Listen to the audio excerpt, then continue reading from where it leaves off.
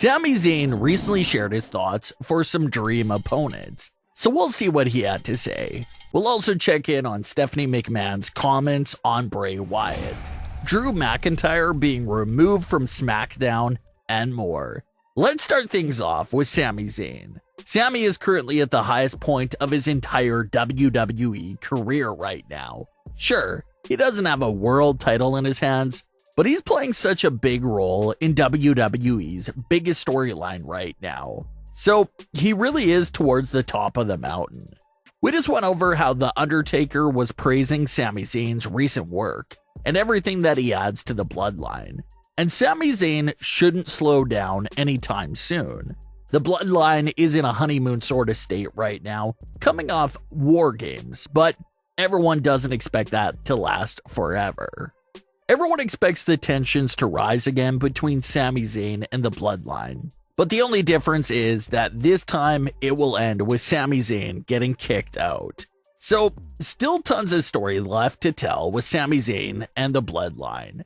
But Sami recently sat down for an interview with Peter Rosenberg on the Cheap Heat podcast, and he was asked about his dream opponents from other promotions that he'd like to work with. Sami Zayn had this to say about who he wants to work with in the future.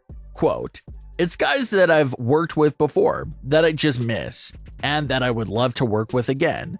Now, like Kenny Omega, just as an example. I'm listing a lot of AEW guys here, but I haven't seen him in 10 years. That's insane.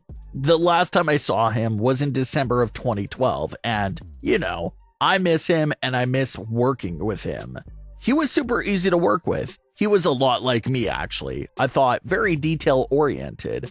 I do see some guys out there. MJF pops to mind. I think he's very talented. There's a kid in AEW called Dante Martin, who's just like a really great high flyer. And it kind of reminds me of matches I would have on the independents with guys who are really good high flyers. So just strictly based on in-ring, I think just if we were working an indie in front of 300 people, end quote.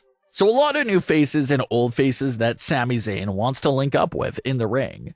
Majority of fans would be interested to see what kind of magic Sami Zayn and all the names on his list could make from a story and match perspective. So who knows what the future holds, but those are dream matches to be on the lookout for down the line. Triple H and WWE have been filling out the roster in recent months with non-stop WWE returns. But the one return that was much bigger than the rest and was given very special treatment was, of course, the return of Bray Wyatt. It all started with the White Rabbit song being played in arenas during intermissions, and it just kept snowballing into bigger and better teasers. QR codes started appearing that led audiences to mysterious Easter eggs and riddles that they had to solve in order to fully discover the message. They had all those massive codes and hints going on during both Raw and SmackDown until it concluded at Extreme Rules. WWE had dozens of White Rabbits walking around the venue that day, and everything was topped off with the cinematic and unforgettable presentation of Bray Wyatt's return. Well, Stephanie McMahon recently appeared on the 6th annual Wells Fargo TMT Summit and really went into deep details of Bray Wyatt's return from behind the scenes. She had this to say about that return, quote, "We were bringing back one of our biggest stars, Bray Wyatt, whose character is a bit of a cult-type leader. We used a multimedia approach and hired a horror writer to help us craft this narrative, so fans were engaged. We started doing QR codes randomly in the background. It's what we called the White Rabbit Project. There were interactive games, there were different misleads. We had one puzzle that was coordinated to a record store in Corbin, Kentucky. That was White Rabbit Records. It happened to be that the people at the store played along. Our fans would call and ask, 'What's going on? Is someone returning? What's happening at WWE?' They would use some of the language we were using in the campaign and then hang up the phone. One of the codes drove us to a date, and that date happened to be the Smackdown that was happening. It looked like it could be a date or a time code, September 23 or 9/23. At 9/23, we saw viewership increase 20% over that time period. It's strategies like that that work because the audience is different. and they're growing and evolving. Some people want to have a lean back experience, and that's great. But a lot of people want to engage deeply and have fun, and have misleads and misdirections. The worst thing in the world is when things are predictable from a content perspective. We want to make them unpredictable, end quote. So Stephanie McMahon was just reflecting on Bray's return and the approach that Triple H took to make it really connect with fans. And another thing that Stephanie McMahon talked about there was the two main groups of fans. You have one group of fans that just want a relaxed experience, where they don't have to pay attention that much to what's going on. But then you always have the group of fans that are closely inspecting every little thing and want deeper stories and deeper details. So it looks like their goal with the White Rabbit project catered to both groups. They showed the teasers on Raw and Smackdown, so the casual viewers knew something was going on. But for the deeper viewer, you could have scanned the QR code and dove deeper into the situation if you so pleased.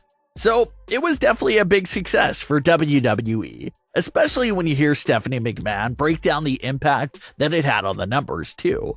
Hopefully we do get to see more things like the White Rabbit project for other returns or even debuts. Some very surprising news has recently been released by Drew McIntyre himself. Drew McIntyre and Sheamus were set to team up on Smackdown and try to finally take down the historic long tag team title reign of the Usos. But Drew McIntyre tweeted out a message that he's been medically disqualified from competing on Smackdown. Drew seemed upset in his message because he mentioned how he really hates to miss any shows, which is true. Drew McIntyre is always there and always available week after week. So the news did come as a surprise to everyone, especially right before a big tag team titles match that everyone was excited for. There's no news so far on what exactly is wrong with Drew McIntyre. Is it more of a long-term injury? Is it an illness?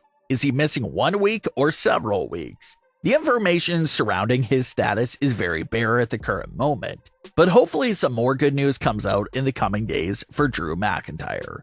Hopefully Drew McIntyre is able to make a return soon, and hopefully there'll still be a shot of us seeing that Sheamus and Drew McIntyre versus the Usos matchup, because it did look very interesting on paper. So we'll have to wait for Drew McIntyre's return. But what are your thoughts on today's stories with Drew McIntyre's status, Stephanie McMahon's comments on Bray Wyatt, and what Sami Zayn had to say about facing AEW stars in the future? Leave your comments below. Don't forget to subscribe with all notifications on, and leave a like if you enjoyed. Thanks for watching, guys.